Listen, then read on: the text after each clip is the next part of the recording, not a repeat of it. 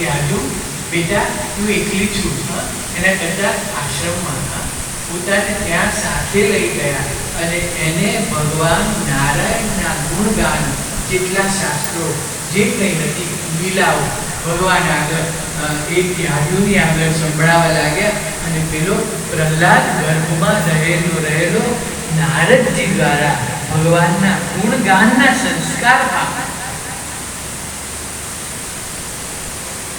હિરણ્યકશ્યપ પાછો આવ્યો. બ્રહ્માજી પાસે એને વરદાન લીધું. બ્રહ્માજી પ્રસન્ન થયા.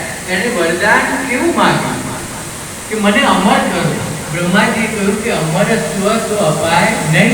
એટલે એને કળા કરીને એવું વરદાન માંગ્યું, ભગવાન હું દિવસે ના મરું કે રાત્રે પણ ના મરું, હું ઘરમાં પણ ના મરું કે બહાર પણ ના મરું, હું ઘરમાં પણ ના મરું કે બહાર પણ ના મરું, હું ઉપર પણ ના મરું કે નીચે પણ ના મરું.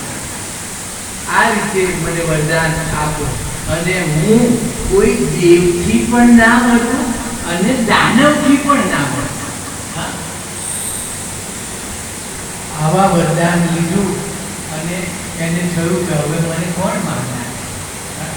એને આવી અને પ્રજા ઉપર ત્રાસ ચાલુ કર્યો કે હવે હું જ ભગવાન.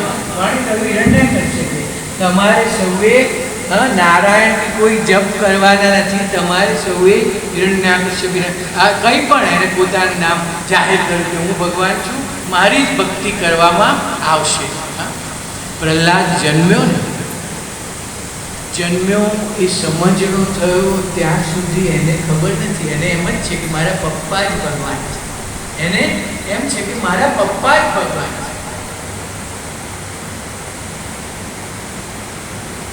અને જો પૂર્વના સંસ્કાર જાગૃત થવા માટે પણ કંઈક કારણ ઊભું થતું હોય, કંઈક ને કંઈક કસોટી આવે, કંઈક અણધાર્યું ધાર્યું ધરની ધરનું અણધાર્યું. 5 વર્ષનો થયો ત્યાં સુધી તો મારા પિતા જ ભગવાન. રોજ પિતાની સેવા કરવી, આ તે બધું. નાના બાળક તે માતા પિતા સાથે. એક વાર નિશાળેથી ઘેર જતા વખતે પોતાના મિત્રો સાથે પ્રહલાદ ઘેર થઈ ગયો છે ત્યારે ઘેર જતા એક કુંભારનું ઘર આવતું હતું અને એ કુંભારના ઘરના દરવાજા બંધ હતા.